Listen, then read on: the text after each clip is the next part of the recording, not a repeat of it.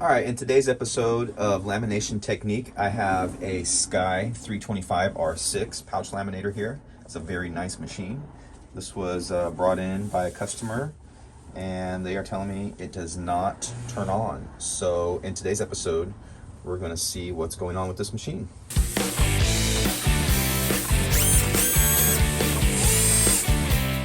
So the first thing we want to do is take a look at the back of the machine, and back here where it plugs in, you'll see a little fuse indicator here, okay? And we're gonna check the fuse and see how that's doing. Now you can do that with a small screwdriver, even a pocket knife would work, but you just wanna kinda get here in the top and kinda just pull that out like so.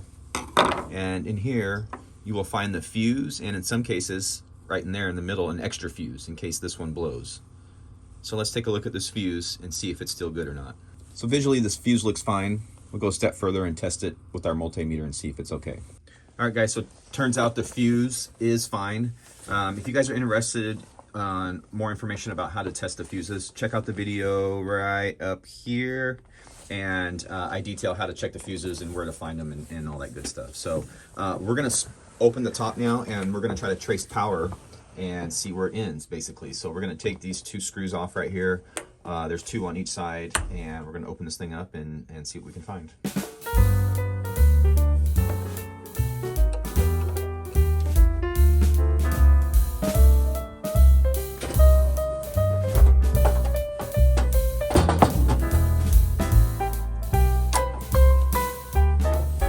So as we can see here, this machine has a lot of use. There's a lot of dust and debris in there. The circuit board's pretty dirty. The rollers are really super dirty. So this is a high mileage machine. It could be really a host of anything. So yeah, let's start checking out some things. Okay, so if we take a look at the circuit board here, we'll come to the left-hand side of it if you're facing the machine, and you'll see two plugs here on the side. One is for the heater and one is for the power going into the board. So this side right here, this far one, is the power. You can see down there it says power. This one says heater.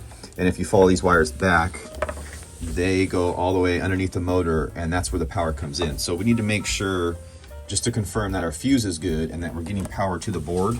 This is what I mean by tracing the power. So we're gonna see if we have power here.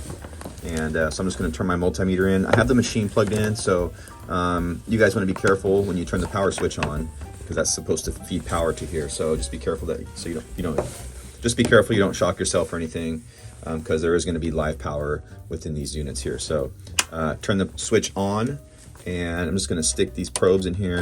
Doesn't really matter which side you go to, just stick them down in there and you should be able to get a reading. And right here I have a reading of 122 volts. So we have power going to the board. So one other thing I'm going to look at here, you guys, now if you see any black or burnt spots on the board, that's an indicator that the board could be toast. I have seen these boards just fry out, some of the capacitors or whatever fry on them, especially when they have high mileage on them like this one. So if you look in here, let me turn this off. If you look in here, right there, right in the center of your screen, that looks a little dark around there, and it looks like it may be burnt. All right, guys, as we go a step further, you can see down in here, back here, it's a little back there, but there's another black and white plug that goes in here, and that is transformer. So that's power going into the transformer, and then coming back on these wires here, that's power coming out of the transformer back into the board. So this will tell us if our transformer is putting out power and if all the current is running through there properly.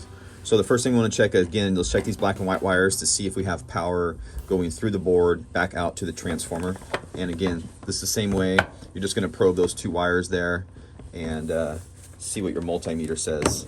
Okay, so I have a reading of 122.5 volts again, which is the same as what it was coming into the board. So there's no issues there. You can see that. So the next thing we're going to check are the wires going into the board, out of the transformer. So if we check these two wires right here, I can look on my multimeter and see that I have almost 17 volts there. So that's the low voltage coming in to the board and everything. So I would say that the transformer is working. You can even go a step further and just jump over to these next two, another black and red, and again have the same voltage reading. So I'm gonna put my money on it and say that there's an issue with this board, this main board right here. And this, we don't really fix these boards, we just replace them.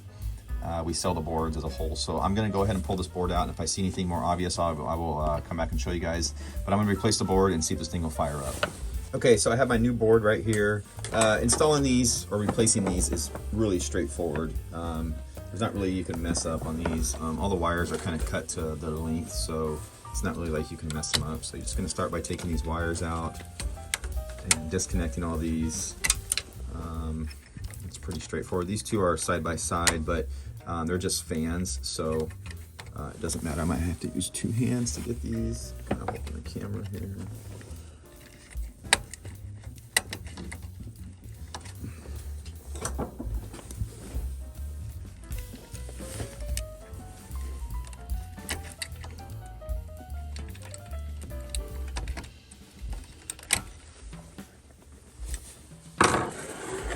And as we go along, we'll just disconnect these wires coming out the transformer.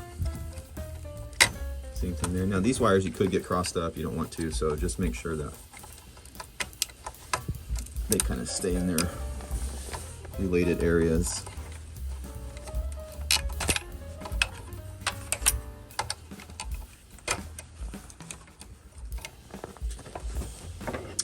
Now as far as pulling the board up, going to take some needle nose pliers and kind of squeeze these little tabs here, and then kind of just hold up as you do that.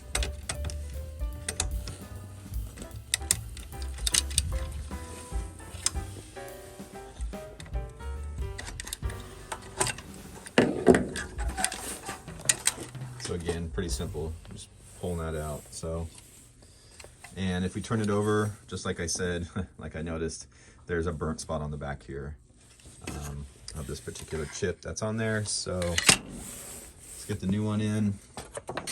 Again, it just goes in the same way. And we have these little white tabs sticking up here.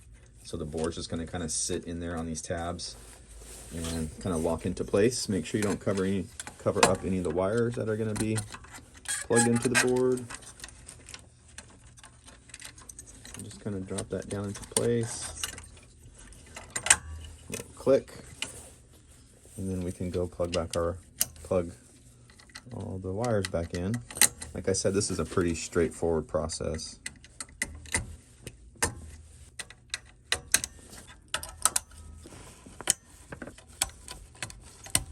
Okay, so now what I'm gonna do is I'm gonna put the lid back on because it has the keypad, and let's see if this thing fires up. All right, I just put the lid back on and, you know, hooked up the keypad. So we have the keypad, plugged it back in. So let's see what happens here. Oh, there we go.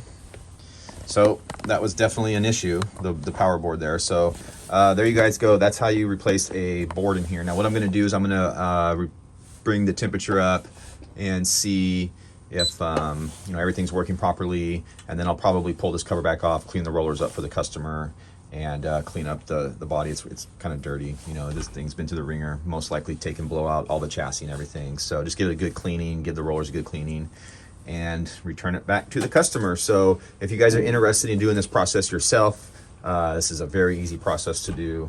And there you guys go. If you guys are interested in purchasing this board, you can do that through Oregon Laminations. I will post the links down below in the description. And yeah, there you go. Until next time. Lamination techniques.